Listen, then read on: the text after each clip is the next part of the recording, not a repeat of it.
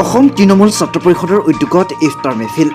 গুৱাহাটীৰ চানমাৰীস্থিত মেট্ৰ' পইণ্টত অসম তৃণমূল ছাত্ৰ পৰিষদৰ উদ্যোগত ইফতাৰ মেহফিল অনুষ্ঠিত কৰা হয়।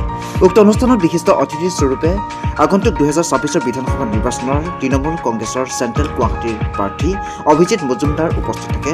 লগতে বিভিন্ন ধৰণৰ কৰ্মকৰ্তাসকল উপস্থিত থাকে। তৃণমূল ছাত্ৰ পৰিষদৰ সভাপতি আবুল কালাম আজাদৰ নেতৃত্বত সকলো একত্ৰিত হৈ ইফতাৰ সম্পন্ন কৰে।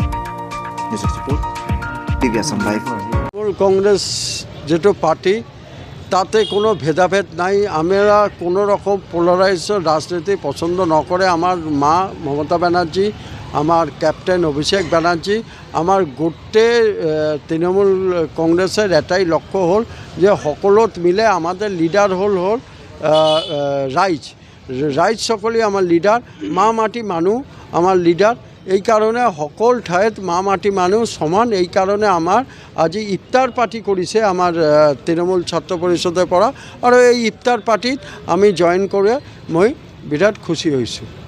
আর আমার তৃণমূলের এটাই লক্ষ্য হল হিন্দু, মুসলিম, খ্রিস্টান, শিখ, জৈন সব মানুষ একই লগত, ধর্মর জায়গায়, রাজনীতির জায়গায়, মন্দিরের জায়গায়, মসজিদের জায়গায় আমার ক্ষেত্রে সব সমান।